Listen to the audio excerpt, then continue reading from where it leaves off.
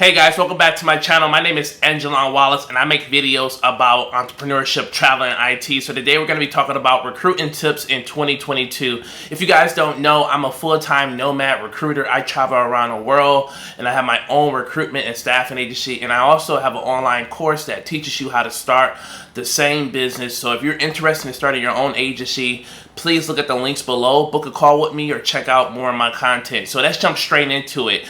Recruiting tips for 2022. So one of the main things that I feel that a lot of recruiters are going to have to, start adding to their qualifying questions. So these are questions that we use to qualify candidates. You're going to start having to ask candidates, are they vaccinated?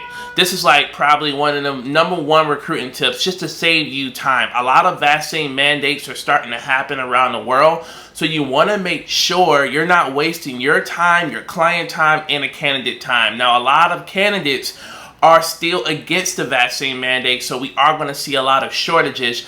But it's just one of those things, to ask. It's just responsible to just ask this question now. So why do you want to ask this question? Because as recruiters, especially agency recruiters, we offer a guarantee period. So if we are to place someone into a job right now and we have a 60 or 90-day guarantee period with the client, what if the vaccine mandate rolls out during that time period and your candidate decides that they don't want to get the vaccine? You may be forced to pay back that commission fee to the client. So for those who are watching this channel and you don't understand what a guarantee is, it's when a recruitment agency like myself, when I work with a client, I guarantee the client that the candidate that I put into the job will stay in that job for a minimum of 30, 60, or 90 days. It's whatever you work out in your contract when it comes to negotiations. So that's what a guarantee period is.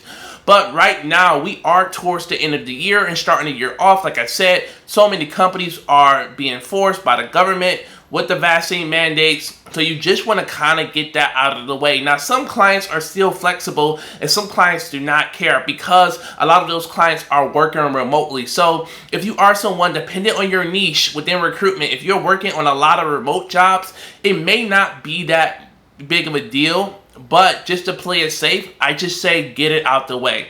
Now, also, you want to prepare for the shortages that are about to come up. Next year, we are about to see an all-time high of shortages. Just recently in September, over 4.4 million people quit their jobs in America. It's at an all-time high. And now we're going to see many more Americans and just citizens around the world, recruitment is universal, around the world, quit their jobs due to the vaccine mandates. A lot of people, religious beliefs or just, theories or, conspiracies, everything, it makes them not feel comfortable when it comes to getting the vaccine.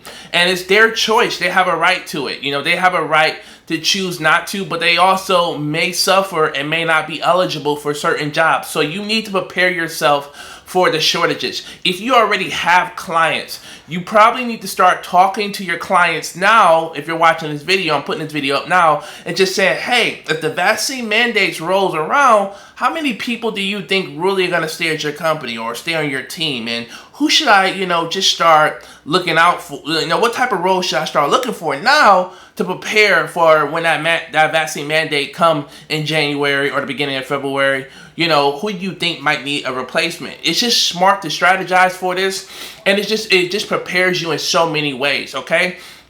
So you want to prepare for the shortages. You want to make sure you can meet the demand as well for the shortages. So start using your software tools, Indeed, using automation tools. I talk about Meet Alpha and a couple other tools that you can use, but you want to start using these tools to reach out to candidates as much as possible. It's extremely important. If you're not able to do it by yourself, or you don't have a sourcer on your team that can help you, you want to be able to meet the demands of the expectations. I already know I'm going to have 500 jobs coming up, and I'm going to have to grow my team more to help assist me with some of my healthcare roles, because I just know, or I have a strong gut feeling that a lot more nurses are going to be quitting their jobs next year. So, you guys know I specialize in technology and healthcare, so I'm already preparing for the shortages as well, okay? Do understand it's a candidates market and the competition is competitive. It's going to be even more competitive in 2022 due to the shortages, due to the vaccine mandates. So you are going to have to be more aggressive. You're going to have to be more hungry. All right. Closed mouths don't eat, so if you want it, you're going to have to go after it. You're going to have to take it. You're going to have to be aggressive. Even asking candidates to work with you exclusively, like, hey man, I don't want you interviewing with 10, 20 companies. I want you to work with me exclusively. I guarantee I'm going to get you a job, but just at least give me 1 or 2 weeks. Let me line up some interviews for you. Be hungry for it. As soon as you match with candidates on LinkedIn, one of the things that I always ask candidates when I do send out my spec emails or my emails through LinkedIn Recruiter, I always ask them, like, if you're interested, respond with your resume. Because off the rip, I don't want them responding back with, hey, I'm interested. I want them responding back with a CV. Because I know I need a resume to get to the client, and I need a number to call them immediately. As soon as you get their information, you want to be calling them. And you want to make sure you're asking the right qualifying questions to see if they're going through other interviews, or if they're not, you want to make sure you hurry up and secure them. Always make sure as well, rule of thumb, if you are getting into this game, you always got to make sure the 12-month rule. You always have to make sure a candidate has not applied to your client within the last 12 months, okay? Now listen, I'm talking really fast, but I'm going in. I'm not wasting your time. I'm giving you guys what you want. Just what you want, I'm giving it to you. So I'm not slowing down, I'm going.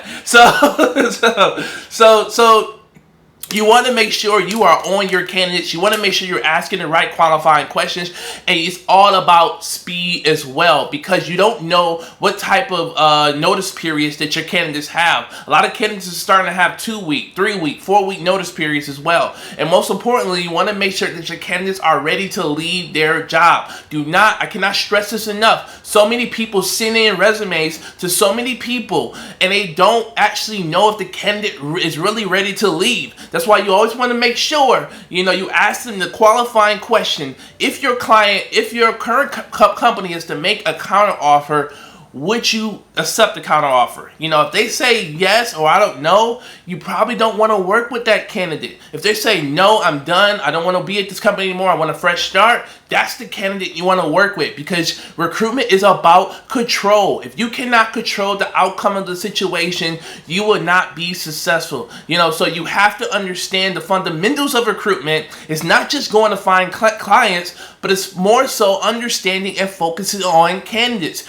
This business is supply and demand. If you don't have candidates, you don't have jobs, and you don't have money. So you need to make sure for that as well. Another thing is social media. If you are not active on social media, there are still a lot of, old school, traditional grandpas and grandmas out there doing recruitment like it's the 1900s. We're not in this day and age anymore. You need to be on TikTok. You need to be on Instagram. You need to be on Facebook. You need to be on Tinder. You need to be on Bumble. You need to be a head hunter. That's what we do. Always be working, always be closing, making it happen for yourself. So if you're not on social media, you need to get out there. You need to create Facebook groups, LinkedIn groups with candidates within your niche. You have to put yourself out there if you're not out there. That's what separates me from so many of my other recruiters, because they're so afraid to get in front of the camera. They're so afraid of what people are going to think about them. Hey, nobody's concerned about your looks, okay? This is not online dating.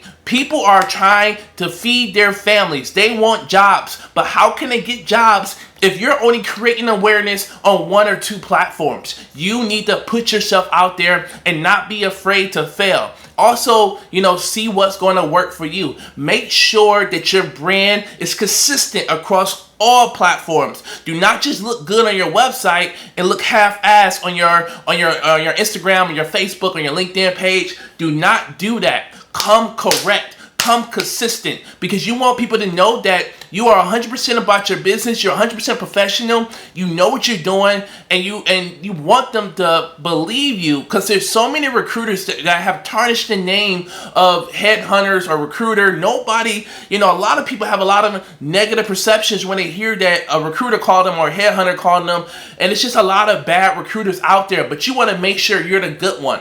You also want to be asking for testimonies, for reviews. You can get that posted on your LinkedIn page. I have a lot of testimonies from candidates that I placed into jobs. It's important that you do that to show their credibility and let people know who they're working with. 2022 is going to be a big year. Once again, I always tell people COVID was one of the best things that happened to me, because when COVID hit so hard, the demand for jobs skyrocketed because so many people were let go. but also within healthcare, technology, so many niches were just so in demand. I also would say if you are looking to switch your niche next year, look into some hot niches or some popular niches like AI, machine learning, blockchain, healthcare IT as well. I have a lot of people always trying to do staffing and nursing, but they don't think about healthcare IT roles. These are jobs that pay anywhere from the $20,000, $30,000, $40,000 payouts because these jobs are so high at the executive level. So there's so much money to be made out here. So do look at a niche. Don't be doing 100 niches. Focus on one niche. It's very important that you do that. A lot of recruiters reach out to me for advice asking me, can I do 5 or 6 niches? Focus on one, become a master at that one, become known in the industry as that one, okay? So when people call you, they know that you're a healthcare recruiter, they know you got candidates. That's what you want to do. You want to build your credibility, you want to build your brand. It's so important. Listen, 2022 is the year to make money. Becoming a recruiter is probably one of the best jobs. Like I said, I'm going to be making more videos like this. Listen, if you like this video, comment. I want to know any other questions you got. Put them at the bottom. Hit that like button. Subscribe if you want to see more content like this. Can't wait to talk to you guys soon.